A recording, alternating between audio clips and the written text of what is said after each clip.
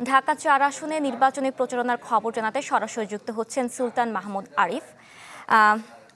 আরিফ, দাঁত কি ডিটারজেন্ট দিয়ে মাজেন? তাহলে ডিটারজেন্ট কিভাবে টয়লেটকে ঝকঝকে পরিষ্কার করবে? তাই বেস্ট এভার হারপিক ডিটারজেন্ট না, বেস্ট এভার হারপিক নিন।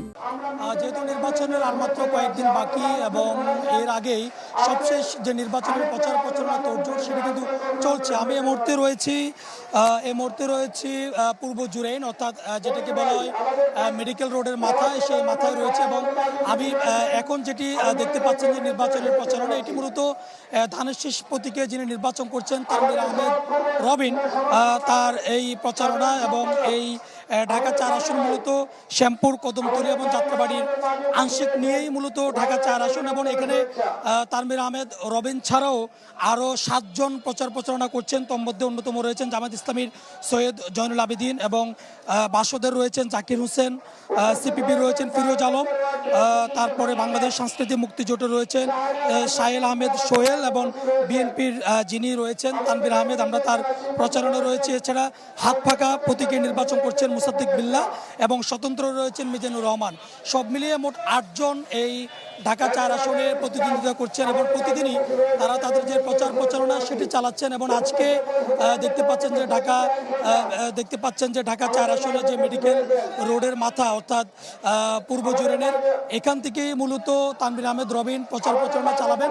এবং আমরা এর আগে এখানকার সাধারণ মানুষ যারা রয়েছেন তাদের সাথে কথা বলেছি। তারা মূলত চাঁদাবাদের যে বিষয়টি, সেই বিষয়টি সাধারণ মানুষ বলার চেষ্টা করেছেন, এবং তারা বলেছেন যে 5 আগস্টের পরে এই ঢাকা 4 আসন, অর্থাৎ যে কদমতলী, শ্যামপুর, যাত্রাবাড়ি এই এলাকা কেন্দ্রিক যে চাঁদাবাদের যে বিষয়টি, সেটি 5 আগস্টের পরে তার আগের চেয়ে আরও ভয়ানক আকার ধারণ করেছে, এমনটি তারা বলছেন।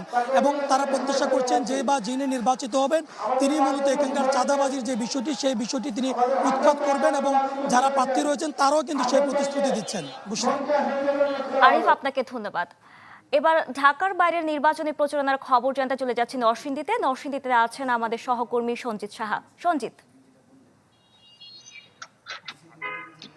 বুশরা, দরজায় কড়া নাড়ছে ত্রয়োদশ জাতীয় সংসদ নির্বাচন, এবং নির্বাচনকে ঘিরে নরসিংদীতে কিন্তু নির্বাচনের জোয়ারে ভাসছে। এবং সকাল থেকে কিন্তু রাত পর্যন্ত প্রচারণা, উঠান বৈঠকে ব্যস্ত সময় পার করছে প্রার্থীরা। এবং প্রার্থীরা কিন্তু ভোটারদের ধারে ধারে যাচ্ছেন এবং দিচ্ছেন উন্নয়নের নানা প্রতিশ্রুতি। এবং নরসিংদী জেলায় 5টি আসনে কিন্তু প্রায় 40 জন প্রার্থী নির্বাচনে প্রতিদ্বন্দ্বিতা করছেন, এবং এই জেলাতে কিন্তু প্রায় 20 লাখ ভোটাধিকার প্রয়োগের কথা রয়েছে। এবং আপনি জানেন যে নরসিংদী যেসব প্রার্থী রয়েছে, বিএনপি, জামায়াত ইসলামী, ইসলামী আন্দোলন সহ যেসব প্রার্থী রয়েছে, তারা কিন্তু প্রতিনিয়ত উঠান বৈঠক চালিয়ে যাচ্ছে এবং প্রচারণা চালাচ্ছে, লিফলেট বিতরণ করছে, এবং তাদের যে ইশতেহার রয়েছে নিজ নিজ দলের, সেই ইশতেহার গুলো কিন্তু মানুষের কাছে নিয়ে যাচ্ছে। এবং তারা কিন্তু মানুষকে বলছে যে তারা নির্বাচিত হলে কি ধরনের উন্নয়ন করবেন। এমন বিএনপি থেকে বলা হচ্ছে যে বিএনপি যদি নির্বাচিত হতে পারে তাহলে কিন্তু এলাকার রাস্তাঘাট থেকে শুরু করে স্বাস্থ্য ব্যবস্থার আমূল পরিবর্তন করা হবে। একই সাথে কিন্তু যে নরসিংদীতে যে পাবলিক বিশ্ববিদ্যালয় যেটি এখনো নেই, সেই বিশ্ববিদ্যালয়টি স্থাপন করা হবে, এবং একই সাথে কিন্তু মেডিকেল কলেজে স্থাপনের প্রতিশ্রুতিও দেওয়া হচ্ছে। এর পাশাপাশি দরিদ্র মানুষের উন্নয়নে কর্মসংস্থানের ব্যবস্থা করা হবে।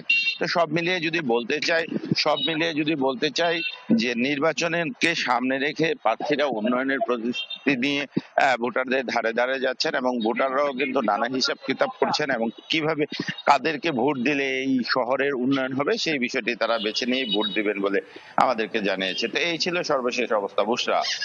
সঞ্জিত, আপনাকে ধন্যবাদ।